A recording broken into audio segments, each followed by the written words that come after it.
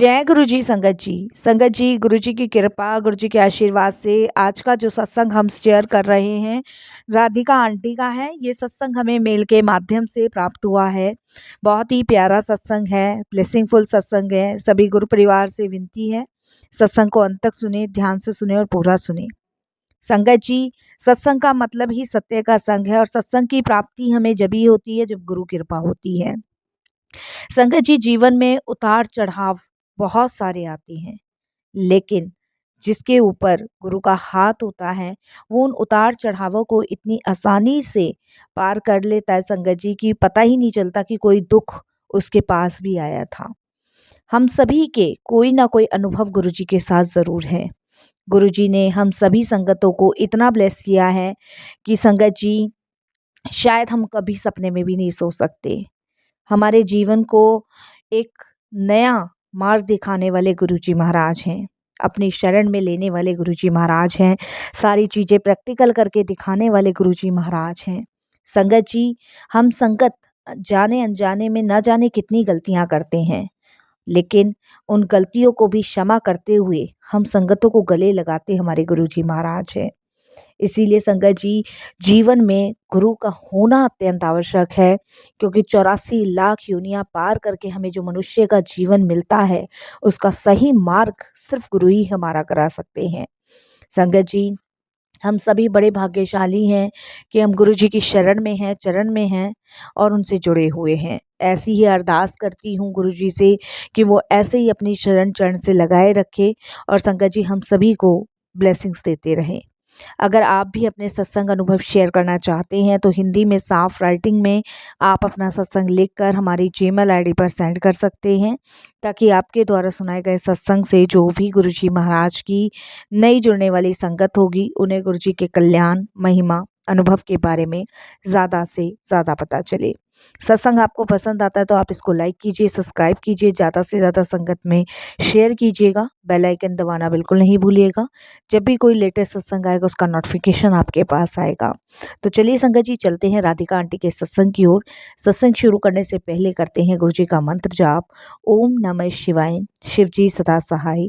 ओम नमः शिवाय, गुरु जी सदा सहाय। जय गुरु जी संगत जी। संगत जी, मेरा नाम राधिका है और ये मेरा शुक्राना सत्संग है। सबसे पहले मैं गुरु जी का कोटि दान शुक्राना करती हूँ कि उन्होंने ये मौका मुझे दिया और मैं अपना सत्संग शेयर कर पा रही हूँ।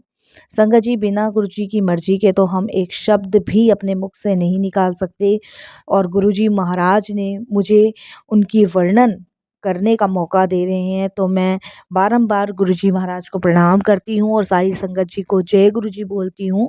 सत्संग शुरू करने से पहले मैं गुरु जी का मंत्र जाप करूँगी। ओम नमः शिवाय, शिव जी सदा सहाय। ओम नमः शिवाय, गुरु जी सदा सहाय। संगत जी, गुरु जी के साथ मेरी जर्नी अभी 2024 फरवरी में स्टार्ट हुई थी। संगत जी, मैं अपनी सिस्टर के घर आई हुई थी, अपनी बहन की बेटी की गोद भराई में। तब संगत जी, गोद भराई से एक दिन पहले दीदी ने गुरुजी महाराज का सत्संग रखा था। तब संगत जी, मुझे बड़ा अजीब सा लग रहा था, क्योंकि उससे पहले मैंने कभी दीदी को इन सब चीज़ों में पढ़ते हुए नहीं देखा था और ना ही मैंने कभी उन्हें किसी गुरु से जुड़े हुए देखा था। तो मुझे बड़ा अचंभा सा लग रहा था, तो मैंने दीदी को पूछा भी था। मैंने कहा, दीदी ये गुरुजी हैं कौन? तब उन्होंने थोड़ा सा मुझे गुरुजी के बारे में बताया था, धुंधला धुंधला बताया था उस समय। तो मैंने कहा ठीक है, होंगे। तो सत्संग शुरू होना था संगत जी 5 बजे। तो मुझे सेवा दी गई, जो वहाँ कुछ सेवादार आए हुए थे जो गुरुजी का दरबार लगा रहे थे। तो मुझे सेवा संगत जी फूलों को तोड़ने की सेवा दी गई और संगत जी, मैं जैसे फूल की डेकोरेशन करते हैं तो मैं फूल तोड़ने बैठ गई। तो वहाँ पे कुछ संगत आंटी थी जो आपस में बात कर रही थी और वहाँ पे एक आंटी और आते हैं और वो एकदम से बोलते हैं, आज तो गुरुजी सभी सेवादारों को ब्लेस करने वाले हैं। तो वो मुझे देखते हैं तो वो मुझे कहते हैं कि ये कोई नई सेवादार है। तब सेवादार आंटी बताती हैं कि जिनके घर में सत्संग हो रहा है गुरुजी महाराज का, ये उनकी बहन है। तो संगत जी, मैंने बोला अच्छा गुरुजी आज सबको ब्लेस करेंगे? तो वो आंटी कहती है हाँ, आपको भी ब्लेस करेंगे, आप भी गुरुजी की सेवा कर रहे हो। तो मैंने कहा अच्छा।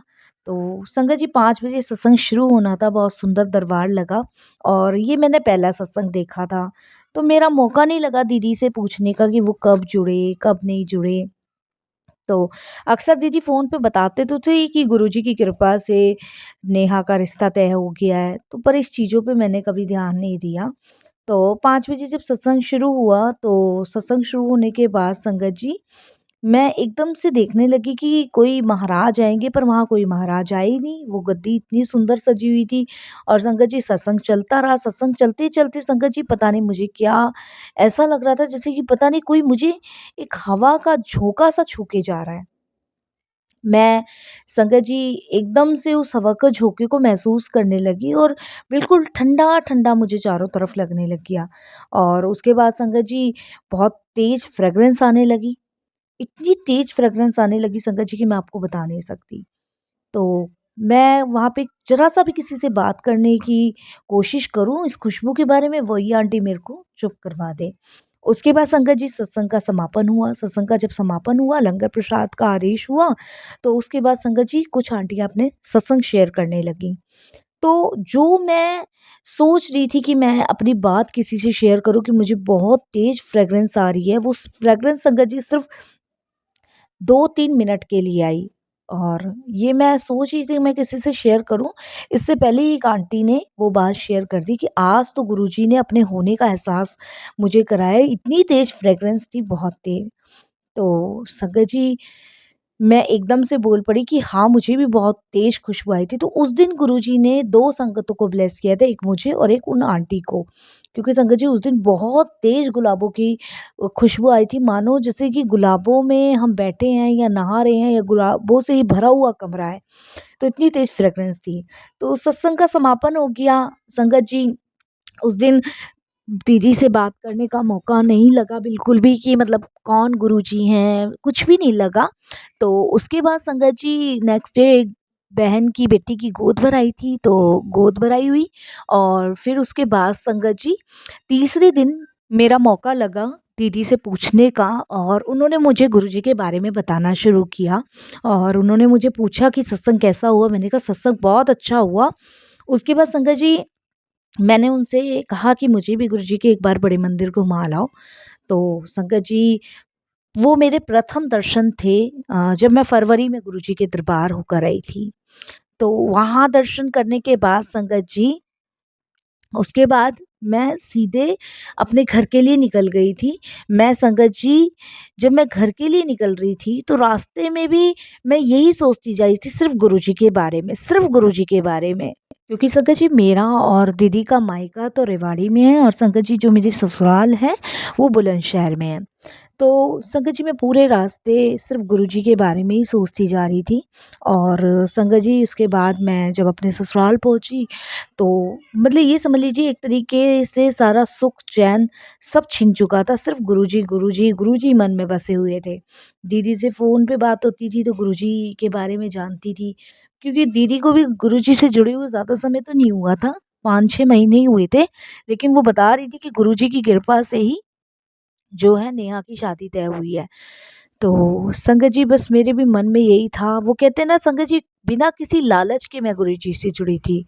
मतलब मैं एक गुरुजी की तरफ खिंचती चली आ रही थी या ये कहिए कि गुरुजी ने मुझे जोड़ा था ब्लेस करने के लिए और मैं गुरुजी की तरफ खिंचती हुई चली जा रही थी। ऐसे ही संगत जी समय बीतता रहा, दिन-दिन भर गुरुजी के बारे में सोचना, सत्संग सुनना, मंत्र जाप करना, जो-जो दीदी मुझे भेजती थी, वही सब मैं सुनती रहती थी और संगत जी मेरे हस्बैंड की ना एक दुकान है जिसे हम खोका भी कह सकते हैं।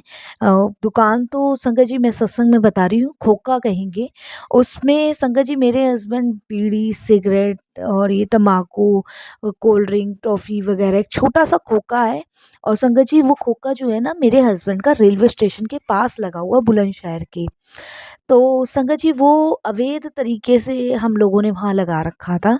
उस टाइम पे संगत जी कुछ था नहीं, तो हमने वो खोखा वहाँ पे खोला हुआ था, तो वो अवैध तरीके से था क्योंकि संगत जी जहाँ पे मेरे अंकल का खोखा आ रहा है, वो जो जगह है वो रेलवे वालों की है और रेलवे वाले वहाँ से वो खोखा हटाना चाहते थे।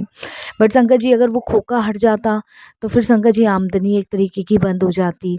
इसीलिए संकट जी हम लोग बस यही सोचे थे कि किसी न किसी तरीके से ना हटे, और इसके लिए संकट जी हमने पुलिस में भी एक एप्लीकेशन दे रखी थी, और भी बहुत जगह संगत जी हम लोगों ने एप्लीकेशन दे रखी थी, लेकिन फिर भी रेलवे वाले इस खोखे को हटाने के लिए बार बार हमारे यहाँ नोटिस भेज रहे थे। और संगत जी हमारा परिवार ही खोखे की वजह से चलता था।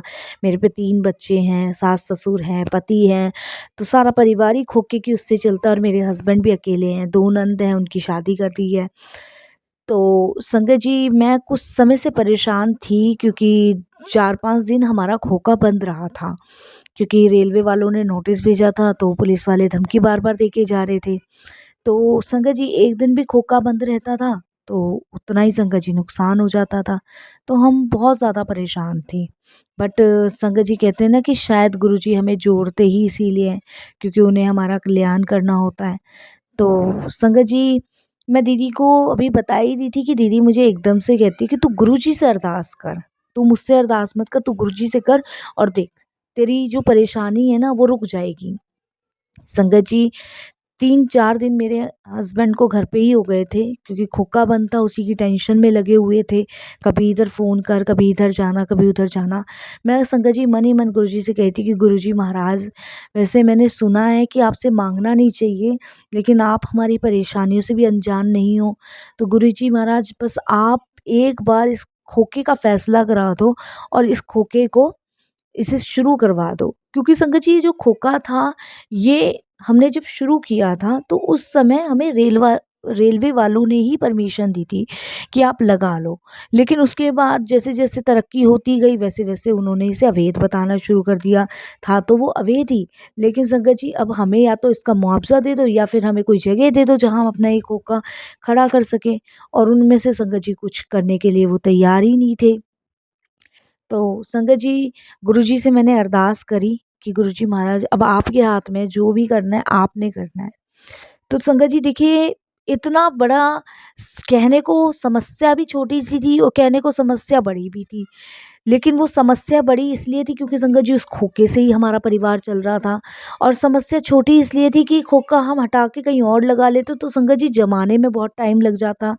तो परेशानी बड़ी भी थी, छोटी भी थी। तो हम ये चाह रहे थे कि या तो रेलवे वाले हमें कोई जगह दे दें, और संगत जी जहाँ-जहाँ हमने एप्लीकेशन दी थी वहाँ रद्द होती जा रही थी, क्योंकि वो जगह रेलवे वालों की थी। लेकिन वो जगह भी हमें रेलवे वालों ने ही दी थी। और संगत जी जिस रेलवे ने हमें वो जगह दी थी, उनका ट्रांसफ़र हो चुका था। तो बहुत समस्याएँ हो रही थी, तो हमें समझ नहीं आ रहा था कि भई अब हम करें तो करें क्या? तो संगत जी गुरुजी की कृपा से इतना हुआ कि संगत जी देखिए, वो खोखा तो वहाँ से हटा, लेकिन रेलवे वालों ने हमें वो जगह दी। और संगत जी जब शाम को मेरे हस्बैंड ने ये बात बताई तो मैं इस चीज़ के लिए हैरान हुई। मैंने पूछा अपने हस्बैंड को कि ये हुआ तो हुआ कैसे? तब मेरे हस्बैंड ने कहा कि मैंने जो एप्लीकेशन लगाई थी दरोगा के पास, उन्होंने वो आगे पहुँचाई, और संगत जी जिस अफ़सर को वो हमारी एप्लीकेशन गई थी, उन अफ़सर ने बड़े अधिकारी से बात करके परमिशन दिलाई। तो संगत जी खोखे की जगह हमें मिल गई, जहाँ पे गुरुजी की कृपा से हमारा खोखा वहीं का वहीं रहा, जगह बदल गई।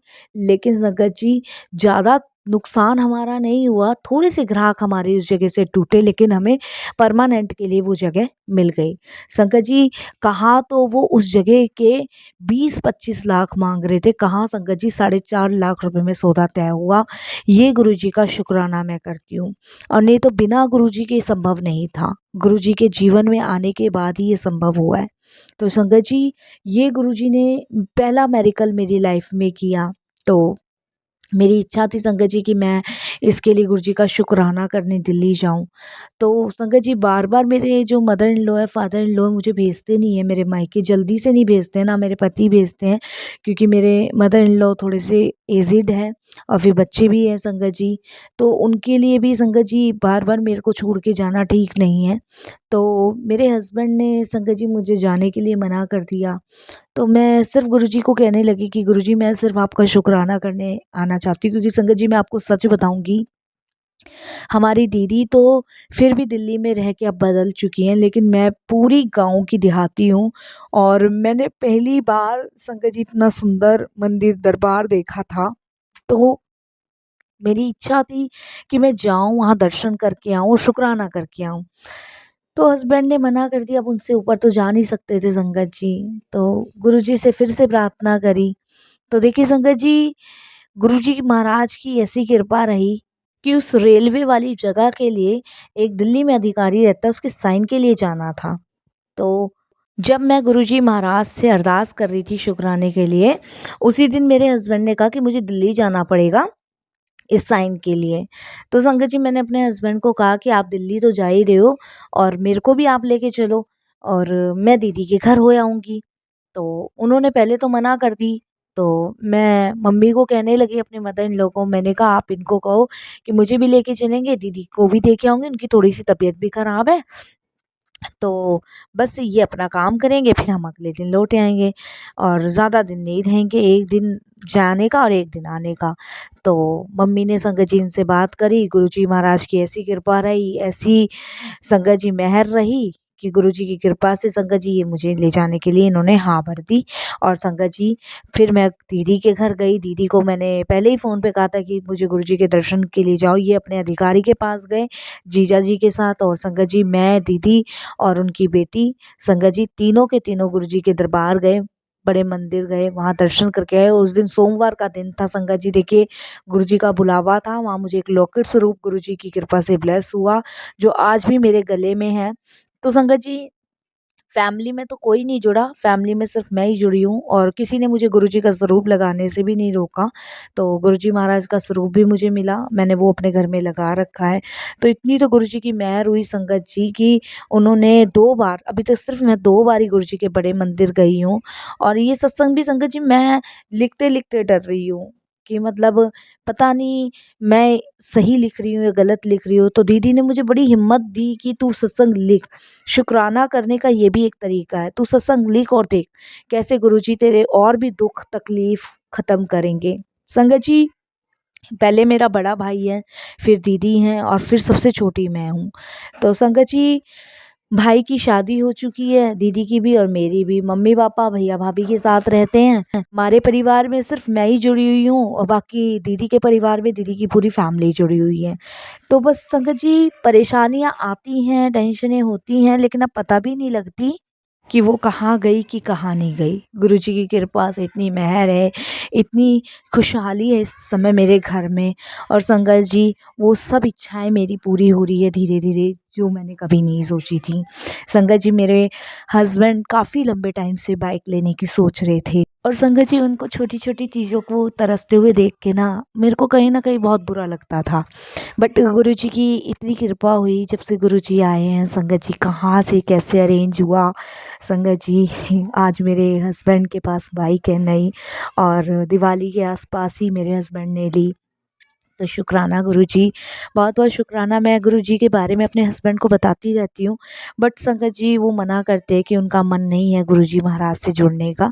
ठीक है संगत जी, जब तक गुरुजी की इच्छा नहीं होती, गुरुजी की मर्ज़ी नहीं होती, तब तक हम किसी भी संगत को गुरुजी महाराज से नहीं जोड़ सकते।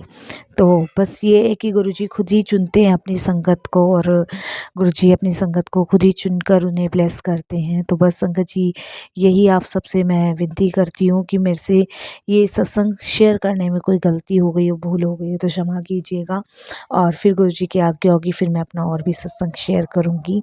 संगत जी जय गुरुजी, शुक्राना गुरुजी। ओम नमः शिवाय, शिव जी सदा सहाय। ओम नमः शिवाय, गुरुजी सदा सहाय।